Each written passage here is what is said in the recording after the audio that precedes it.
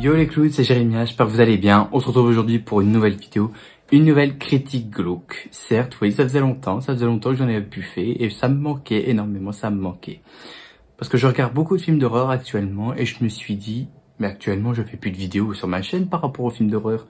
Alors je me suis dit, c'est peut-être le bon moment d'y retourner. Donc aujourd'hui, nous allons parler de, comme je l'avais dit dans ma vidéo Animated Geek, aujourd'hui nous allons parler de Halloween 2, sorti en 1981, réalisé par Rick Rosenthal.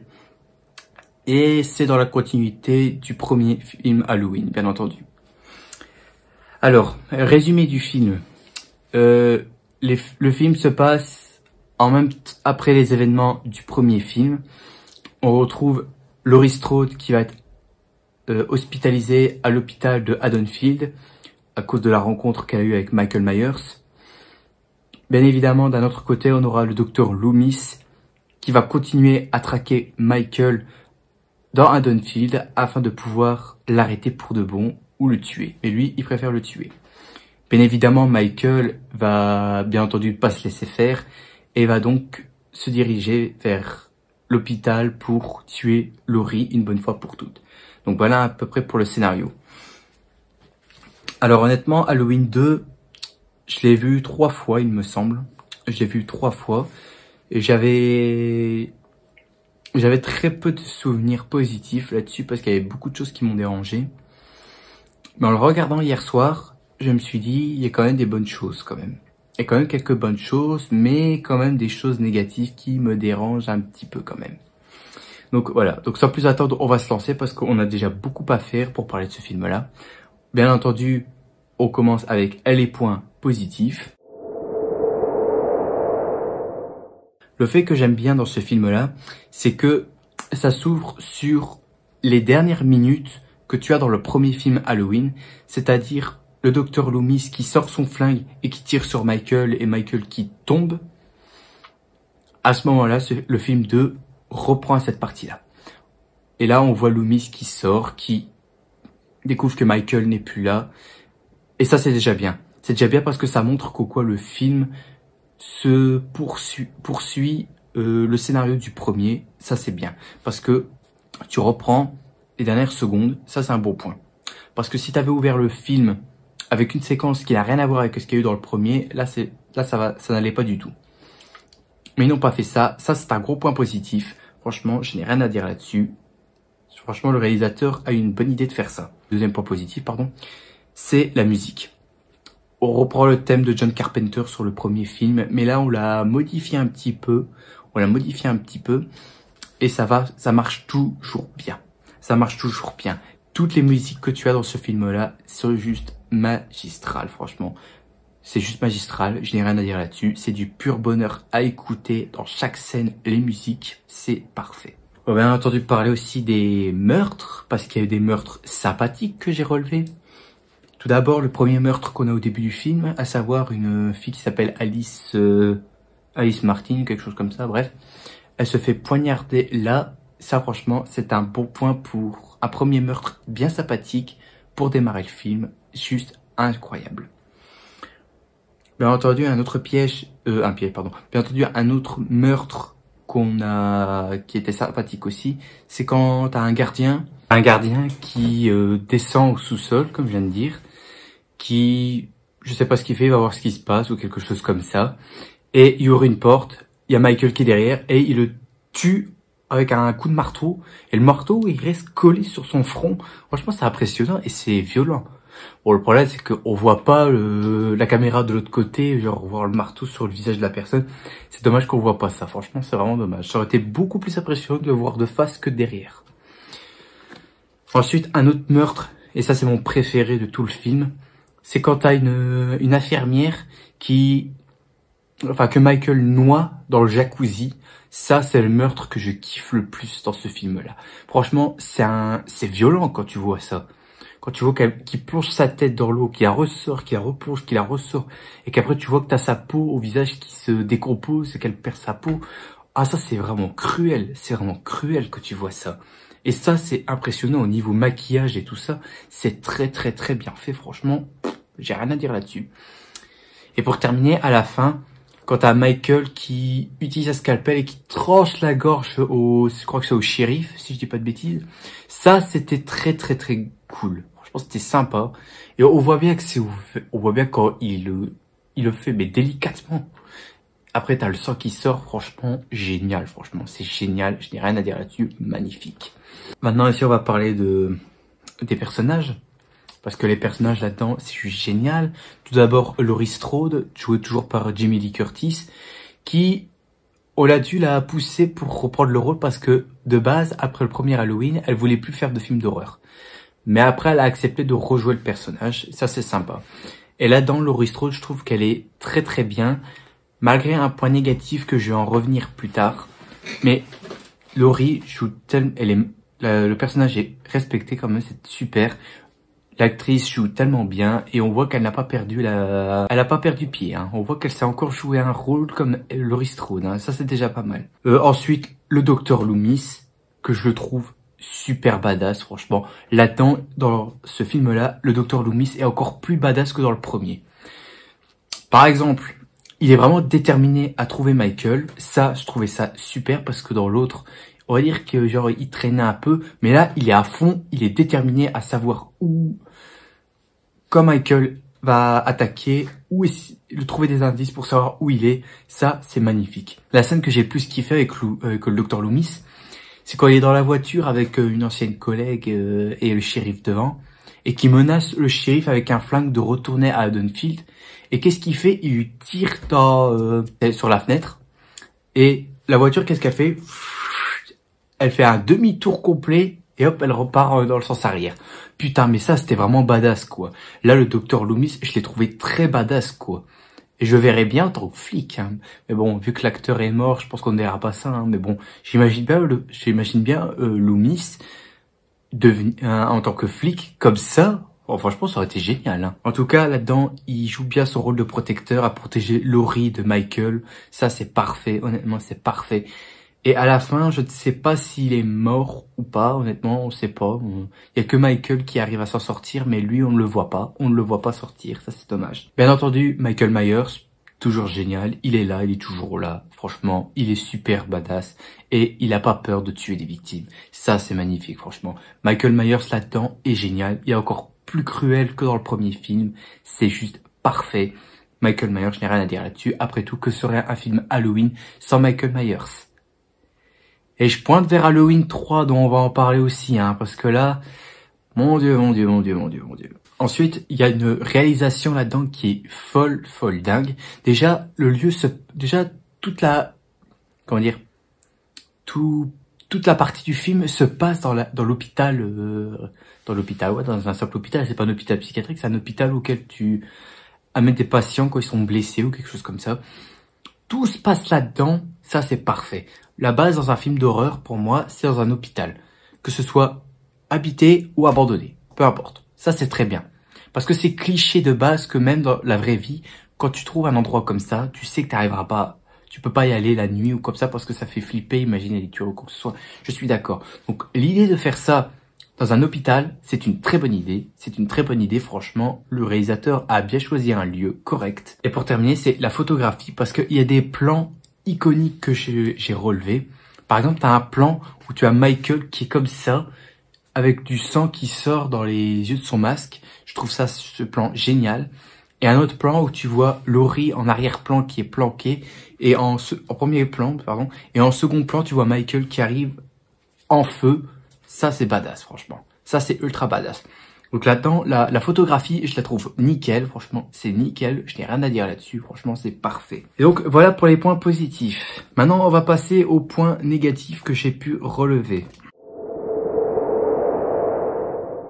Alors tout d'abord, je ne comprends pas pourquoi au début, quand le générique s'est lancé, tu as Michael, enfin t'as une vue première personne qui est plutôt cool, et t'as Michael qui s'introduit dans une maison où il y a des personnes âgées qui vivent là, et là il vole juste un couteau et il se casse. J'aurais bien aimé que Michael tue ces deux personnes-là. J'aurais bien aimé qu'il tue ces personnes-là, parce que Michael, lui, il en a rien à foutre en fait. Lui, il tue. C'est comme ça. Donc j'aurais bien aimé que Michael tue ces personnes âgées après qu'ils ont volé, après qu'ils leur pris le couteau. Mais c'est dommage qu'on n'a pas vu ça, parce que qu'est-ce qu'il a juste fait? Il a pris le couteau, il les a regardés. Voilà, il est parti. Comme un fantôme. Pour moi, ça va pas. Ça va pas. J'aurais préféré qu'il les tue. C'est vraiment dommage. Une autre séquence qui, franchement, je sais pas si je devais être furieux ou plutôt trouver hilarant. Mais t'as Loomis là-dedans qui a fait une connerie qui m'a fait vraiment mourir de rire. Je me suis dit, mais t'es vraiment con. C'est qu'en fait, quand il est en patrouille avec le flic, là, comme il s'appelle, Brackett, là, quand il patrouille dans la ville pour trouver Michael, il voit un adolescent, je crois, habillé exactement en Michael Myers avec un petit panier pour récupérer des bonbons. À un moment, t'as Loomis qui le voit, qui va le poursuivre, qui est sur le point de pointer son arme sur lui pour le tuer. T'as l'adolescent qui commence à se barrer comme ça. Puis t'as une voiture de flic qui arrive de nulle part, il le percute et hop, il explose. Et à ce moment-là, t'as un flic qui lui demande « C'est lui ?» et Loomis lui répond « Je sais pas ». Quand j'ai vu ça, je me suis dit « Il se fout de la gueule du monde ». Et puis surtout, pourquoi avoir cette séquence-là? Franchement, ça a apporté quoi, ça? Ça a apporté quoi? Franchement, c'est juste débile, ça. Tu vois, là-dedans, je trouvais qu'il y a des facilités scénaristiques qui ne marchent pas, en fait. Mais vous inquiétez pas, je vais en parler des facilités scénaristiques que j'ai relevées. Bon, on passe à la suite. Déjà, ouais, un autre point, une facilité scénaristique que j'ai relevée. Michael qui écoute une radio pour localiser Laurie. Genre, à un moment, t'as Michael qui marche dans la rue comme ça. T'en as un qui a une grosse radio, là, que je sais pas, que les rappeurs utilisaient dans les 60-80, je sais pas, bref. Et la radio qui passe, et là, Michael, en tant que Laurie, est transféré à l'hôpital de Haddonfield. Et le mec, il y va. Il a entendu la radio, ou écouté la télé, hop, il y va. Non, mais c'est pas incroyable, quoi. J'aurais bien aimé que cette séquence-là n'existe pas, en fait. J'aurais préféré que, genre, Michael, on le voit sur le parking de l'hôpital, en train d'observer le bâtiment, et après avancer pour aller chercher Laurie. J'aurais voulu que ce soit ça. Qu'on le voit pas se diriger vers l'hôpital. Qu'on le voit juste sur le parking de l'hôpital, qui observe le bâtiment et qu'il avance. J'aurais imaginé ça. Résultat, c'est pas fait. À la place, ils nous ont mis genre Michael qui écoute une radio. Pourquoi faire ça? Ça va pas du tout. Un autre personnage que je n'aime pas du tout, c'est ce Jimmy, là, qui était un médecin qui avait été chercher Laurie au début du film pour l'emmener dans l'ambulance et la ramener à l'hôpital. Ce mec-là est complètement teubé, en fait. Le mec, à un moment, il tombe dans une pièce où il y a une de ses collègues qui s'est fait tuer. Il y avait du sang partout à terre. Le mec, qu'est-ce qu'il fait? Il se retourne pour aller voir ce qui se passe. Il se met à courir, hop, il glisse sur le sang, hop, il est à terre et hop, il fait genre comme s'il était mort. Plus tard, il revient. Mais là, c'est encore pire que là, quand il revient. Il revient, et là, il essaie de démarrer sa voiture. En fait, il fait comme la copine dans Captain Marvel, là. Genre, le mec, il essaie de démarrer la voiture, mais après, d'un coup, il est en mode, ah, je vais mourir, poum. Et hop là, il s'écroule. Et tu le vois plus après pendant tout le film. Genre, le mec était en pleine forme, et après, oh, je vais mourir, poum. C'est pas croyable, franchement. Des fois, t'inventes des personnages. Et tu vois, ça aussi, c'est encore une facilité scénaristique. Genre, le mec, il crève ainsi. Parce qu'on s'est dit, on va le faire mourir ainsi parce qu'on sait pas quoi en faire. T'aurais pu faire genre qu'il se fait tuer par Michael. Là, ça aurait été beaucoup plus logique. Mais au final, non. Ils ont juste fait une mort de merde comme ça. Là, ça va pas du tout. Tout à l'heure, quand je disais à Laurie qu'au quoi il y avait un point négatif qui me dérangeait chez elle. Eh ben là, c'est ça le point négatif. En fait, dans le film, t'apprends qu'en fait, elle est devenue amnésique. Genre, elle se souvenait pas de ce qui s'est passé quand elle était chez elle avec Michael. Elle se rappelait pas qu'elle s'est fait qu'elle a été poursuivie par Michael tout le long du film. Là, elle se souvient pas. Et c'est uniquement quand elle le revoit en vrai que hop, la mémoire revient. Je suis désolé, quand tu te fais agresser chez toi, ou quand il y a quelqu'un qui t'agresse dans la rue, ou alors quelqu'un débarque chez toi sans prévenir ou quoi que ce soit, et qui t'attaque, la première chose que tu vas faire pour ça, c'est de t'en rappeler. Quand tu seras sorti d'affaire pour ça, la première chose que tu vas faire, c'est de t'en rappeler. Tu vas pas juste l'effacer comme ça. Non, ça va hanter pour le reste de ta vie, des trucs ainsi. Eh ben, pas pour Laurie. Elle est devenue amnésique parce qu'elle se souvenait plus de ça et c'est seulement quand elle revoit Michael à la fin qu'elle s'en rappelle. Voilà. Complètement con. Le garde que j'ai parlé tout à l'heure qui se prenait un coup de marteau là, ben lui c'est le gars le plus con aussi du film. Genre le mec, il va au sous-sol avec une infirmière et le mec qu'est-ce qu'il fait? Il donne son, comment ça s'appelle ça, sa radio ou son talkie-walkie, je sais pas, à l'infirmière au cas s'il se passerait un truc. Genre, mec, quand t'es gardien ou que t'es flic, t'es obligé de garder ça. Parce que quand tu vois quelque chose de suspect, tu préviens tes collègues ou alors d'autres gardes ou quoi que ce soit, tu demandes à ce qu'ils rappliquent et voilà quoi. Mais non, lui il donne sa radio comme s'il savait qu'il allait rien se passer ou quoi que ce soit. Non.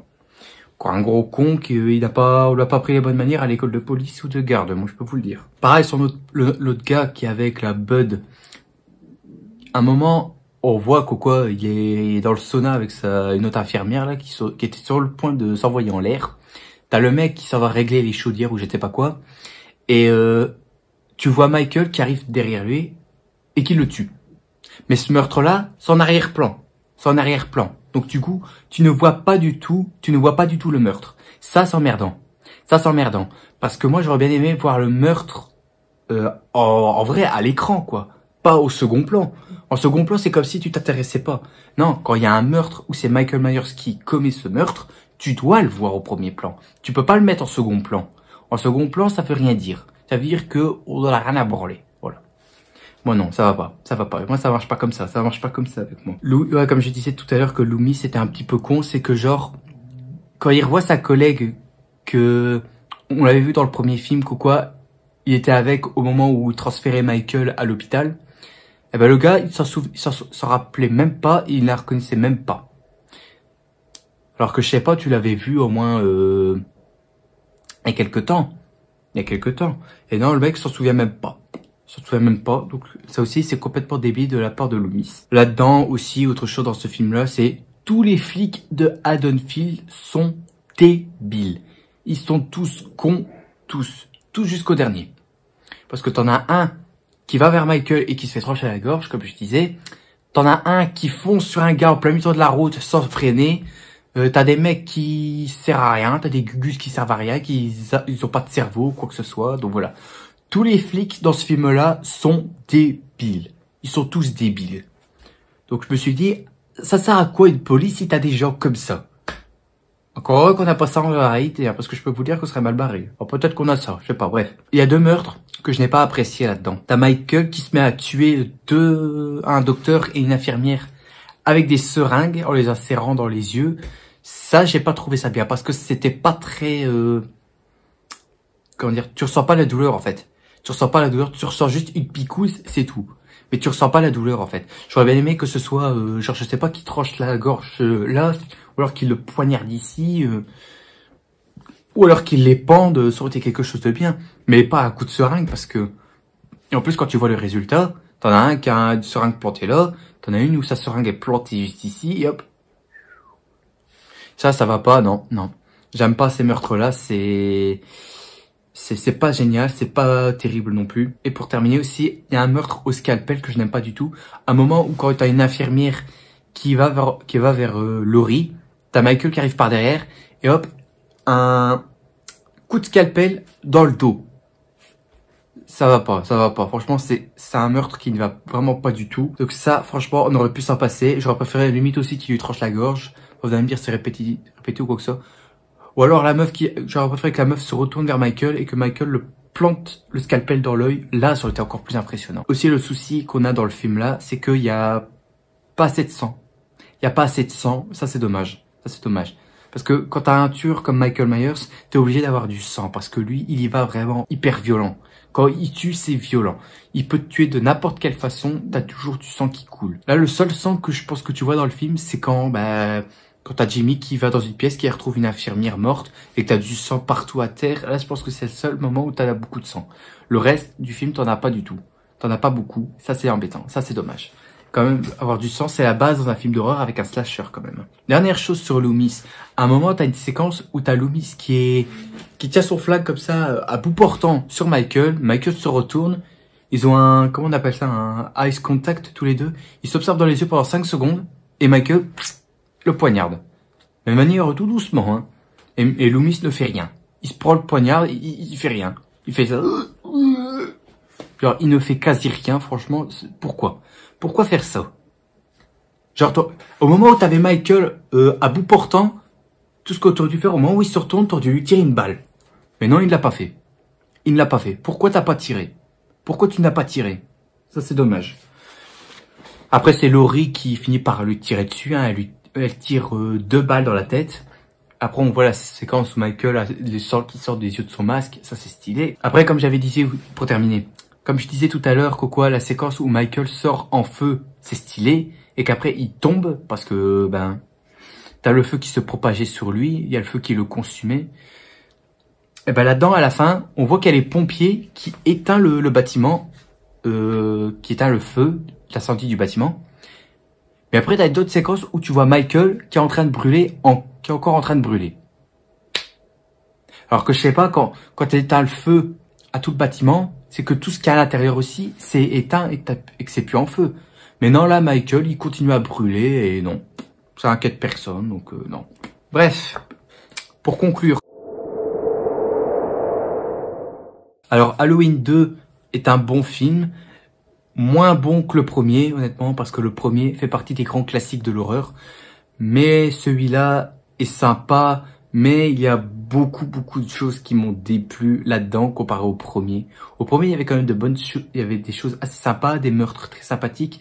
Là-dedans aussi, il y avait des meurtres sympathiques, mais aussi des meurtres qui ne servaient pas à grand-chose. Déjà, les acteurs jouent tellement bien. Que ce soit Jimmy Lee Curtis pour Laurie Strode, le docteur Loomis, Michael Myers, tout ça, ils jouent tous tellement bien, franchement. On voit qu'ils n'ont pas perdu pied pour leur rôle. Ça, c'est déjà très bien. Mis à part qu'il y a beaucoup de choses qui m'ont dérangé, hein, comme je l'avais dit. Genre on aborde des choses aux personnages, des facilités scénaristiques avec Loomis qui tue un gars qui ressemble à Michael Myers alors que c'est un adolescent qui est genre petit et que Michael c'est un gars qui mesure 2 mètres. Ouais, il y a des trucs ainsi. Il y a des facilités scénaristiques qui m'ont dérangé. Après, vous allez me dire, peut-être qu'il y a ça dans le premier film, que j'ai peut-être pas relevé.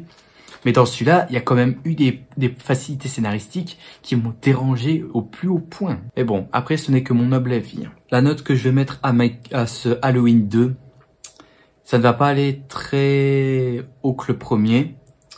Du coup, pour celui-là, je lui ai mis un 15 sur 20. Alors, rappelez-vous, la note que j'avais mis pour le premier Halloween, j'avais mis un 17 sur 20, qui était une très belle note déjà, parce que c'est une note qui me correspond, que j'étais d'accord pour le mettre. Et je mets 15 sur 20 là-dessus parce que, comme je l'ai dit, facilité scénaristique, on invente des choses aux personnages, des personnages encore plus cons. On a quoi d'autre? Michael qui laisse des personnes en vie alors que j'aurais préféré qu'il les tue. Voilà, des trucs ainsi. En gros, le gros point négatif qui m'embête dans ce film-là, que j'ai dû enlever des points pour ça, c'est à cause des facilités scénaristiques. C'est à cause des facilités scénaristiques que j'ai dû mettre cette note à 15 sur 20, qui est quand même une belle note.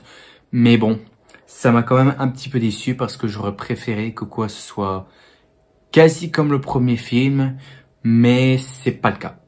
C'est pas le cas. C'est quasi identique, sauf que t'as des trucs qui ont été enlevés. Ça, c'est très embêtant. Mais bon, 15 sur 20, c'est bien. Halloween 2, c'est un bon film. C'est pas le même niveau que le premier, mais c'est encore agréable à regarder.